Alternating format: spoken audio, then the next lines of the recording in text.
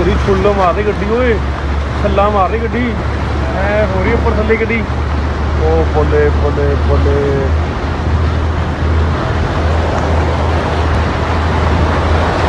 Chandigarh 43 bus stand पीछे गड्डियां रुक गई हैं गड्डियां।